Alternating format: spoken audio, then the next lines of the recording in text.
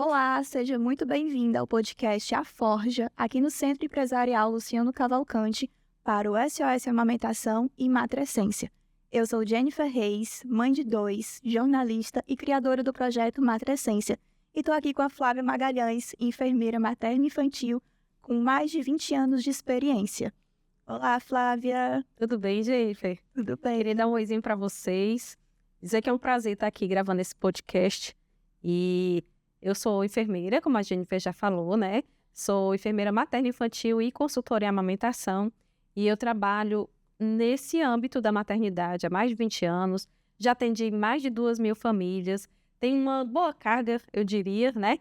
E estou aqui para ajudar vocês no que vocês precisarem. Em todo esse universo, gestação, maternidade, puerpério, amamentação e tudo mais. Se você está ouvindo esse episódio enquanto amamenta, descansa ou até mesmo no meio da bagunça da maternidade, saiba que esse espaço foi feito para você. Aqui você vai encontrar muita informação segura, prática e um colo acolhedor, porque amamentar não precisa ser solitário. Bom, eu comecei na maternidade, nessa área da maternidade, né, um bom tempo atrás, bem despretensiosamente. Mas aí eu fui me apaixonando cada vez mais e sentindo a necessidade não só física das mães de amamentarem, de segurarem muitas vezes os bebês, porque existe uma certa dúvida, eu não sei nem segurar, né? Mas entre segurar e o final de tudo existe um universo incrível e muito desconhecido. E aí eu resolvi, com um certo conhecimento, trazer essa realidade, né, para os pais, para que eles não se assustem, para que eles consigam viver essa maternidade com mais tranquilidade, com mais conhecimento, né, teórico, porque apesar de ser uma questão muito prática a maternidade, ela também tem suas teorias. A gente tem que saber o que pode, o que não pode, o que é o certo, o que não é, o que esperar e o que não esperar, né? Então eu resolvi trazer um pouquinho dessa questão profissional para dentro das famílias. E eu faço atendimento em uma maternidade, mas eu também faço em domicílio. Eu trago para essas famílias os cuidados iniciais com os recém-nascidos, né, que são bebês muito imaturos, que você tem que ter um cuidado total, pleno com eles, né? Verdade. E o enfoque maior é da amamentação, né? Tem a questão dos cuidados com o recém-nascido, porque precisa ter, e a amamentação é o meu foco maior, e aí eu vou trazer para essas mães que muitas vezes nem imaginam que tem essa dificuldade toda, né? Que acreditam, e é até nobre acreditar, que são capazes de só colocar o bebê no peito e ele sair lindamente mamando, né? Eu era uma dessas, tá? Eu achava que era fácil assim. Exato. O que está numa foto existe, mas até chegar naquele auge, naquela belezura toda, né? Tem toda uma história por trás, tem toda uma caminhada por trás. E eu tô aqui para segurar na mão dessas mães que, assim como você, acreditou no meu trabalho, né? E a gente caminhar juntas para que essas dificuldades elas sejam superadas e para que seja algo muito mais leve, muito mais proveitoso. Até porque amamentar também não é só o peito, né? A mãe não é só um par de mamas. Ela também tem uma cabeça, ela também é uma mulher antes de gestar, antes de parir, antes de amamentar. E ela tem que trazer de volta esse resgate rápido da mulher que ela era. Ela não pode se ver só como mãe, porque fica uma maternidade muito pesada, né?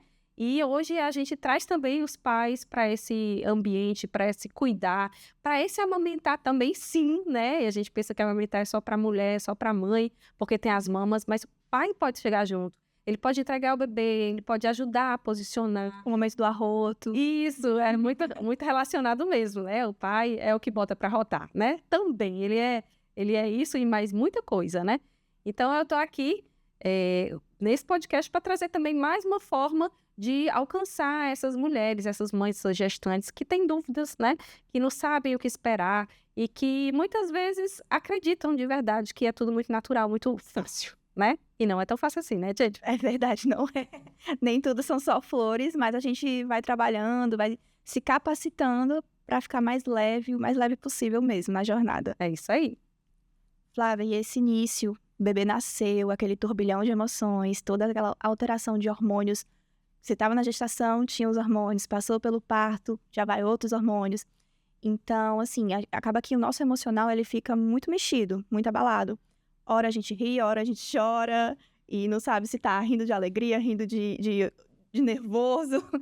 E nesse início, como você estava falando aqui pra gente, né?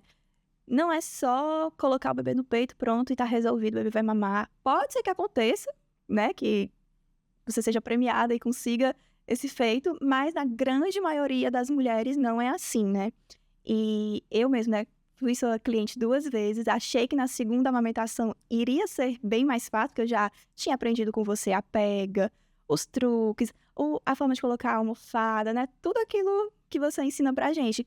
E aí eu me vi num cenário completamente diferente. E eu quero agora ouvir de você, como profissional, como é pra você chegar na casa dessas mulheres e encontrar elas nesse momento de fragilidade, né, porque a gente fica muito frágil ali, é muito vulnerável.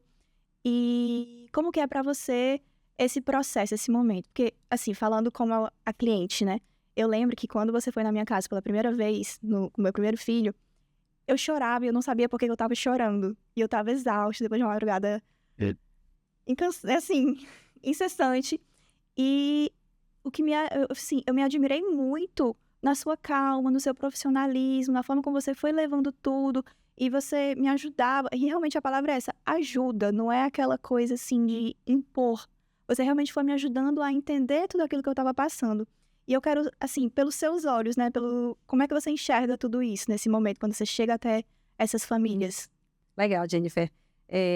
Primeiro ponto, é muito por isso que é importante esse atendimento no domicílio, né? De preferência na casa da própria família, porque às vezes a família está na casa da sogra ou da avó materna, né? Mas assim, atender na casa da família é super importante, porque a gente já entra, eu tô falando, é o meu olhar profissional, né? Que é o que você quer saber. A gente já entra sentindo o clima, sentindo o ambiente, como é que tá essa tensão nessa rede de apoio toda, né, com essa mãe em relação ao bebê, né, como que o bebê tá, o comportamento dele, se ele é um bebê mais choroso, se ele é um bebê mais tranquilo. Então, o primeiro ponto é sentir esse clima, essa ambiência, né? E depois, eu faço questão também de conversar com a mãe sobre como foi a gestação dela, como foi o parto dela, se foi dentro do esperado, se fugiu o esperado, como que ela tá. Às vezes foge o esperado e a mãe fica bem, mas outras vezes a mãe fica muito, rememorando, né? Eu queria tanto que tivesse sido parto assim, não foi, e não deu para ser. Então, primeiro eu entro para escutar, né? E aí eu deixo ela falar bastante para saber quais são as dores dela. Porque a amamentação traz, às vezes, muitas vezes, né, mais de 90%, dores físicas, é real. Mas as dores emocionais, muitas vezes, elas são bem superiores às dores físicas. Então, acontece de ter mãe que chega a dizer para mim, Flávia, eu passaria por toda a dor de novo física, mas com o preparo que eu tenho hoje, sabendo onde é que eu vou entrar, né? Porque é importante que a mulher tenha aquela autoeficácia, aquela sensação de que é capaz, de que vai dar certo, que ela dá conta. Isso é o que faz muitas mulheres postergarem um pouquinho a chamada da consultora para sua casa para ajudar na amamentação, porque elas acreditam realmente que elas tendo mama, elas tendo leite e tendo o bebê ali que suga, tudo vai fluir, tudo vai dar certo. Essa, de verdade, é a minha ideia, a minha fé. Eu quero que dê tudo certo, né? Eu espero que sim. É tanto que o meu WhatsApp aqui tá liberado lá no meu Instagram. Quem quer falar comigo, fala, olha, tá acontecendo isso. E eu não vendo de cara, eu tenho que ver. Não, eu tenho que ir. Não, eu dou um suporte, eu dou uma ajuda. Você já tentou fazer isso? Ou muitas vezes acontece da mulher no primeiro ou no segundo dia, ó, eu não tenho leite, me ajuda e tudo. Eu disse, não, mas é assim que acontece. Aí falo toda a fisiologia. Espera mais um diazinho, a sua pojadura ainda tá no tempo. A pojadura, para quem não sabe, é a descida do leite, né? Quando o leite vem, que você consegue perceber o leite vazando e tudo. Então, eu dou um suporte. E a minha intenção é essa, é pegar na mão, é dizer, você é capaz e você não tá sozinha. Você pode chamar o seu esposo, você pode chamar a sua rede de apoio, mas conta comigo, não se constranja. Fala comigo no WhatsApp, eu sei que a primeira semana é muito tensa, é muito desafiadora, e aí eu deixo liberdade para elas falarem comigo quantas vezes quiserem, né? Para poder sentir que ufa, agora passou o período de tribulação e agora eu vou conseguir caminhar sozinha. E aí o meu objetivo também é fazer com que essas mães tomem para si a sua capacidade de se cuidarem só, de conseguirem sozinhas amamentar. Não é, como você disse, eu chegar lá e fazer, né? Eu chego lá para dar o suporte, para dar o apoio, para conduzir. Não para, é como, né, o pessoal fala, eu não vou dar o peixe, eu vou dar a vara para pescar. Então, eu vou conduzir para que essa amamentação seja bem autônoma. É aquela mãe que está amamentando, não sou eu que chego lá e vou amamentar, né? Até porque, Se isso acontecer, quando eu sair da casa, tudo desanda, né? Então, tem que ser uma coisa bem tranquila, eu tenho que escutar bastante, sentir aquele ambiente e dar esse suporte que a família precisa. Perfeito. E uma das queixas que eu mais escuto dentre essas rodas de mães, de conversa, é mesmo sobre os mamilos feridos. Eu mesma fui uma que passei pelas fissuras, né, as temidas fissuras. Fala pra gente um pouquinho, por que acontecem essas fissuras? Tá. As fissuras são, assim, eu diria que o maior motivo de me chamarem, né? Porque realmente é muito difícil você estar ferida e você saber a causa da ferida e você ter que racionalmente pensar que eu preciso continuar amamentando e cada vez piora, né? Então, esse é a maior queixa, a maior dor de uma mãe na amamentação, de verdade. Então, eu tenho uma coisa muito prática para dizer, assim, para todas as mães que estão assistindo, né? Que o que faz o mamilo ferir é o mamilo não conseguir chegar lá no palato mole, lá na parte mole do céu da boca do bebê, tá? E para isso, para que chegue lá, a gente tem umas dinâmicas, umas técnicas. Vocês podem até dar uma olhadinha lá no meu Instagram, eu ajudo bastante com esse sentido. Tem vários vídeos ajudando, orientando a posição do bebê, a abertura da boca do bebê, o antes, o depois, né? Para poder o bebê conseguir fazer essa abocanhadura perfeita. O perfeito é esse mamilo ir lá para dentro da boquinha dele. Só que algumas coisas impedem que esse mamilo chegue lá no palato mole da boquinha do bebê. Por exemplo, a mãe tem um mamilo plano.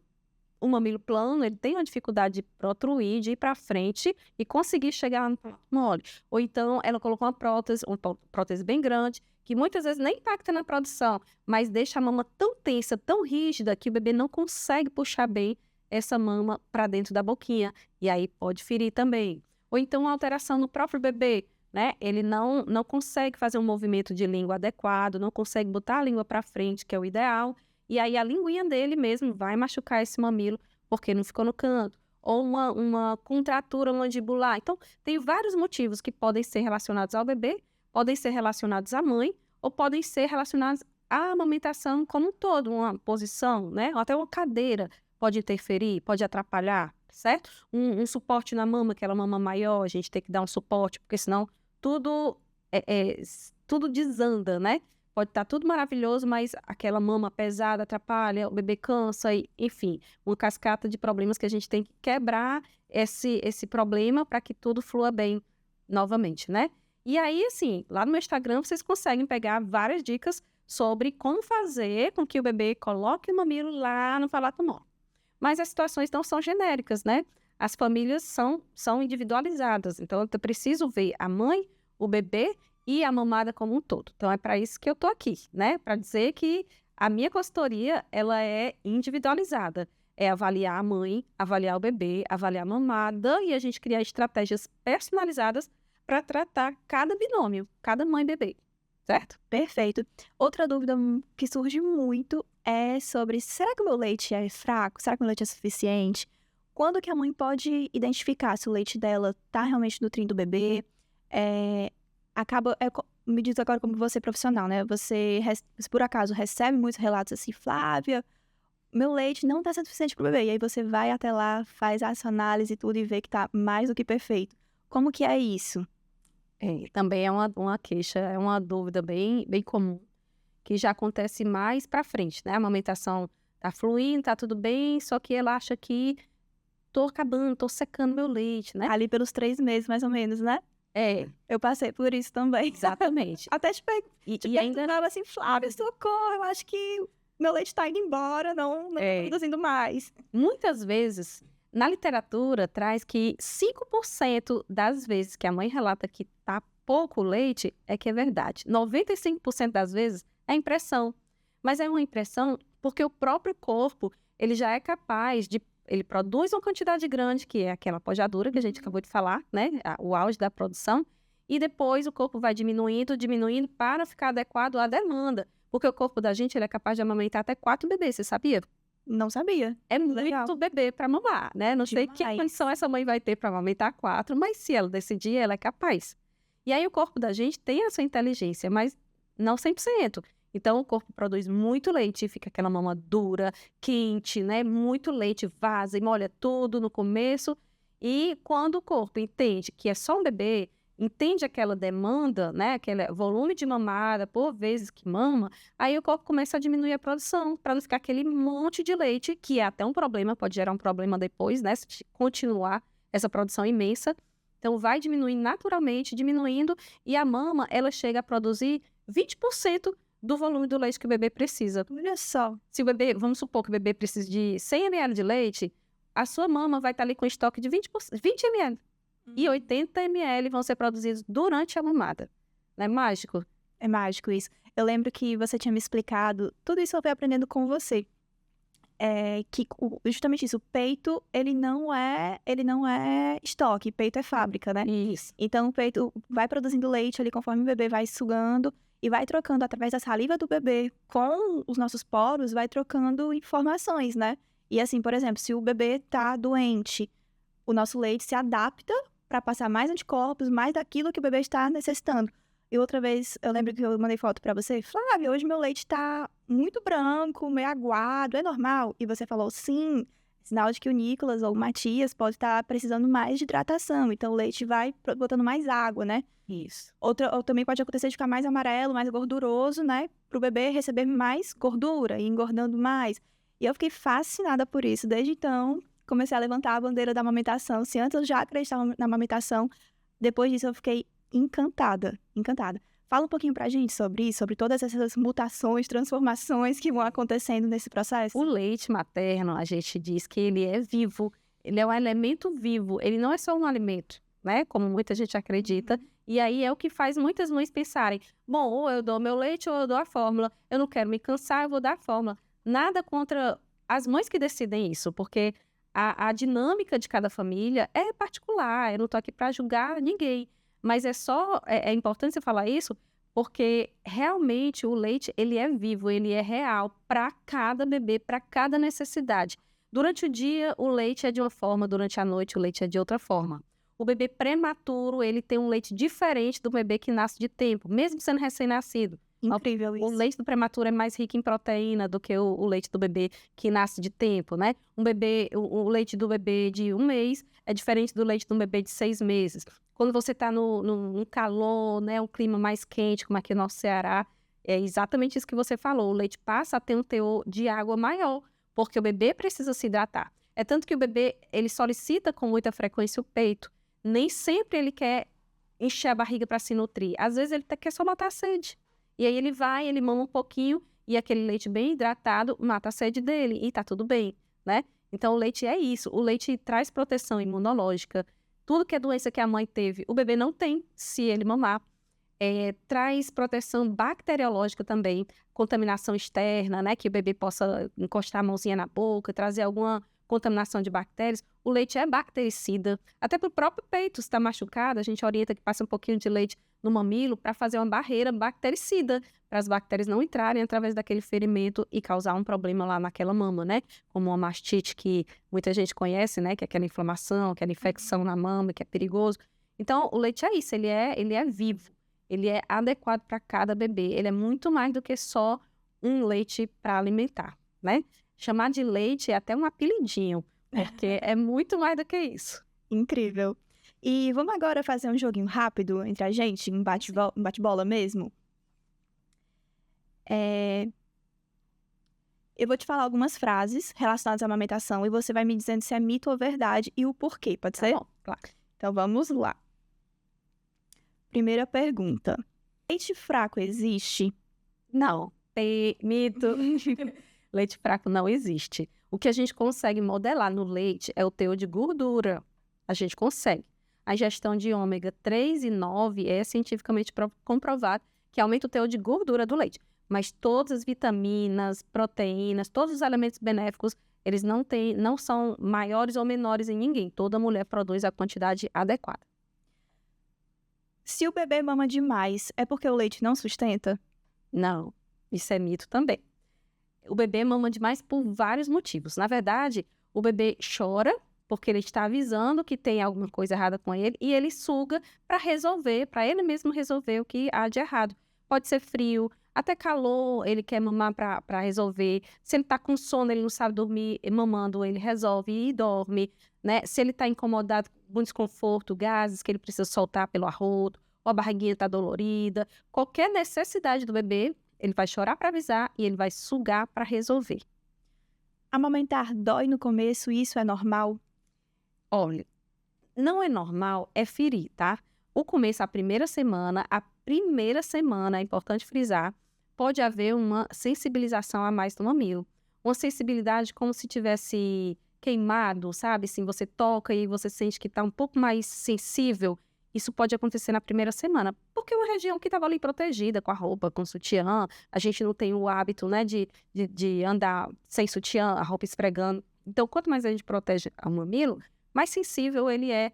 Quando o bebê for mamar, ele pode sensibilizar um pouco, mas é a primeira semana e não é para ferir, não é para rachar, não é para sair sangue, é só essa sensibilidade.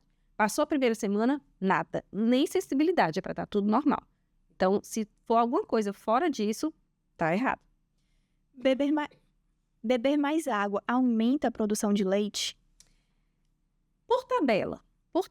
Não é a água que faz a produção do leite aumentar, mas a água vai garantir que aquela mãe esteja hidratada e uma mãe hidratada e nutrida, ela vai ter condições de produzir leite, tá? É só isso, a relação da água é só isso.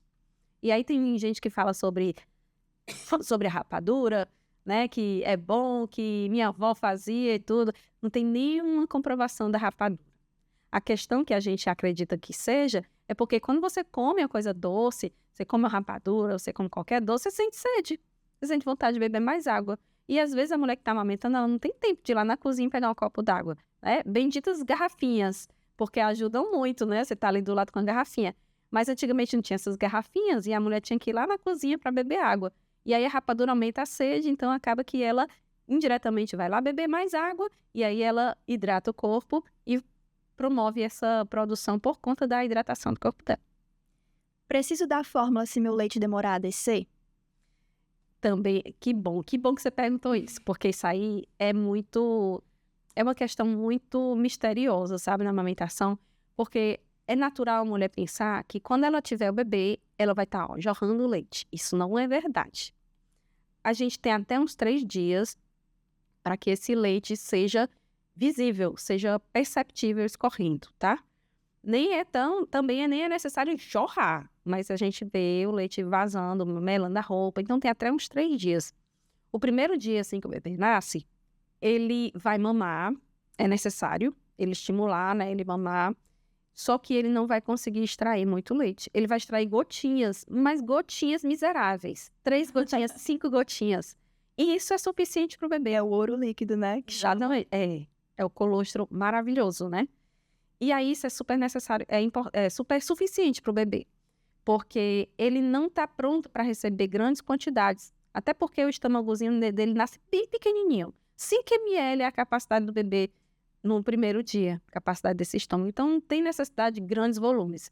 Além do que, ele vai estar treinando a mamada, então ele precisa ir com frequência ao peito. Se a gente tivesse muito leite de cara, o bebê ia mamar muito leite e já ia ficar lá torporoso, dormir horas e horas porque encheu demais. Então ele precisa estar ativo, ele precisa estar alerta, ele precisa treinar a mamada e essa produção vem bem adequada à necessidade do bebê. À medida que os dias vão passando, a necessidade dele vai aumentando, o estômago vai dilatando mais e a mulher vai produzindo mais.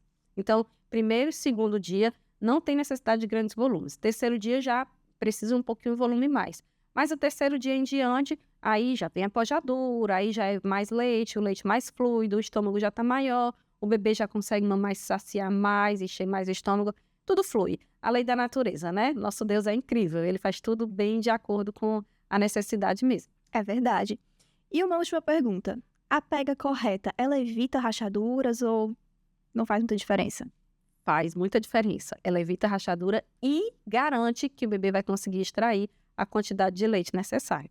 Se o bebê pega basicamente um mamilo, ele não vai conseguir tirar uma quantidade boa de leite, ele vai machucar o mamilo e ele vai fazer mais força porque não consegue tirar uma quantidade boa de leite e aí vai machucar mais ainda, né? Então, assim, é tudo que há de ruim para uma mãe, né? A sensação. E o bebê também vai ficar indo para o peito com muita frequência porque não está conseguindo extrair o suficiente. Aí aquele mamilo que está ferido, porque tem uma força a mais, porque o bebê está pegando só mamilo, vai ficar sendo estimulado com muita frequência. Então, quando a gente corrige a pega, muita coisa melhora, tudo entra nos seus eixos. Flávia, e para quem quer se preparar melhor, ainda está grávida, já quer ir dando uma lida, se aperfeiçoando sobre o assunto da amamentação, além das consultorias, você também tem seus produtos digitais, não é isso? Isso. Eu tenho consultoria presencial, né, que foi o que a gente conversou aqui, e tenho consultoria online também. Tem gente que mora em outra cidade, em outro estado, que não Fortaleza, e aí me acompanha, Flávia, eu queria muito fazer uma consultoria com você, mas eu não vou para Fortaleza, e tudo, como é que a gente pode fazer? Então, dá para ser uma consultoria online, tem algumas condições, aí eu vou conversar com a mãe para saber se a realidade dela se encaixa para uma consultoria online, e muitas vezes sim, dá certo. E além disso, também tem os infoprodutos, né? Eu tenho cursos que estão lá no meu Instagram, na bio, você tem acesso lá. E também tem e-books. Quem quiser uma situação pontual, tipo cólicas, né? A realidade de choro de bebê, que também é uma coisa muito tensa, deixa muitos pais tensos. Tem os e-books, que eles estão aí para esclarecer as questões. E a gente aceita também sugestões de material que vocês, mães, né, quiserem sugerir para eu fazer. Eu tô aqui para isso. Perfeito, Flávia. Obrigada. De nada, obrigada também, gente.